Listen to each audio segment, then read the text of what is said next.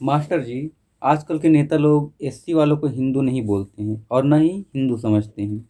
लेकिन बाबा साहब ने तो खुद को हिंदू कहा था। यह क्या माजरा है? इस पर मार्गदर्शन करें। ये बात सही है कि आजकल जितने भी शेड्यूल कास्ट के जो लीडर्स है अपने आप को हिंदू नहीं कहलाना चाहते और ये बताते कि एससी हिंदू नहीं है। ये बात उनकी आंशिक रूप से सत्य है और आंशिक रूप से नहीं। इसको जानने के लिए आपको थोड़ा बैकग्राउंड जाना पड़ेगा, थोड़ा इतिहास के पन्नों पे जाना पड़ेगा, जिसमें जब साइमन कमीशन भारत में आए और वो यहाँ के लोगों को प्रतिनिधित्व देना चाहते थे, तो ये देखने आए कि भारत में कितने हिंदू हैं और हिंदू में 4 वर्ण होते हैं: ब्राह्मण, क्षत्रिय, वैश्य, शूद्र। और इन 4 वर्णों से इतर बाहर एक और वर्ग था, जो वर्ग दलित और आदिवासी वर्ग था। तो यह वर्ग, इन वर्गों को ना हिंदू व्यवस्था के तहत उनके मंदिरों में जाने नहीं दिया जाता था, इनके साथ किसी प्रकार का समव्यवहार, सामाजिक व्यवहार नहीं किया जाता था।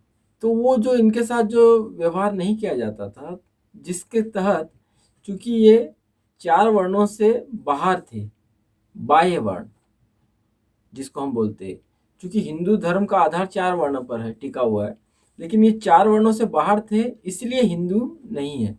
ये बात डॉक्टर बाबा साहेब भी कहते हैं। लेकिन जब इनको अधिकार मिल गया और उस अधिकार के विरुद्ध मोहनदास करमचंद गांधी जी ने आमरण अनशन किया था पूना के जेल में, एरोडा जेल में। और उसमें वो जब इनको जो अधिकार मिला, अनुसूचित जाति मतलब अछूत वर्ग को जब अधिकार मिला, तो इस अधिकारों के विरुद्ध खिलाफ इन्होंने आमरण अनशन किया। और इस अनशन में उनकी ये मांग थी कि ये जो अछूत वर्ग है ये भी हिंदू का अंग है। ये गांधी जी का ऐसा मानना था और आम्बेडकर साहब का मानना था कि ये हिंदू नहीं, ये सेपरेट है, हिंदू से बाहर है, इसलिए इनको अपना प्रतिनिधित्व चुनने का राइट्स है। लेकिन गांधी जी इसमें अड़ गए और अंततः कुछ समझौतों के तहत उन्होंने अपना अनशन वापस लिया। और तब से यह जो वर्ग है जो हिंदू नहीं था, ये हिंदुओं में शामिल माना। इसी के बाद डॉक्टर बाबा साहब आम्बेडकर ने ये घोषणा करी थी कि दुर्भाग्यवश मैं हिंदू अछूत में पैदा हुआ हूँ। पहले इनको आइडेंटिफाई हिंदू नहीं थे वो, लेकिन पूना पैक्ट के समझौते के तहत उनको हिंदुओं में शामिल किया गया है ना। पूरी जो जितनी अछूत वर्ग था, ये पूरा हिंदुओं में शामिल किया गया और तब से इसको हिंदू मानने लगे, हिंदुओं का दर्जा इनको मिला। और तब डॉक्टर बाबा साहब आम्बेडकर ने कहा कि दुर्भाग्यवश मैं हिंदू अछूत में पैदा हुआ हूँ, लेकिन इसमें मैं मरूंगा नहीं। जन्म लेना मेरा अधिकार नहीं था, लेकिन इसमें मरूंगा नहीं। और उसके बाद से वो डॉक्टर आम्बेडकर साहब 1956 में धर्म परिवर्तन करते हैं। ये भी बड़ी सोचने वाली बात है कि धर्म परिवर्तन वही आदमी करेगा जो ऑलरेडी कोई दूसरे धर्म में होगा। मतलब धर्म परिवर्तन का मतलब कोई पुराने अपने जिस धर्म में, उसको धर्म को छोड़ के कोई दूसरे धर्म में जाता है या ग्रहण करता है। तो निश्चित है कि डॉक्टर आम्बेडकर साहब हिंदू थे, इसलिए उन्होंने बौद्ध धर्म को संवैधानिक रूप से ग्रहण किया, धर्म परिवर्तन किया। और आपके इस प्रश्न पर मैं और कुछ जोड़ देना चाहता हूँ कि बहुत सारे अनुसूचित जाति के लोग कहते हैं कि हम तो आदिकाल के बौद्ध है, हमको केवल दीक्षा लेने की जरूरत है, धर्म परिवर्तन करने की जरूरत नहीं है। ये जो इस प्रकार की बातें जो लोग करते हैं, वे लोग महामूढ़ और मूर्खतापूर्ण उनका वक्तव्य है, उनकी बातें हैं और उनकी हरकत है।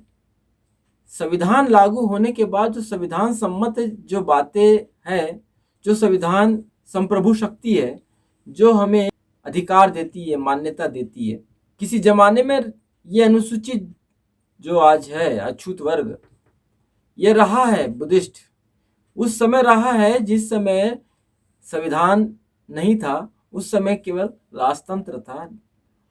उस समय जो आध्यात्मिक रूप से बुद्ध की शरण में चले गए, उनको मानने लगे, तो वे बौद्ध कहलाते थे।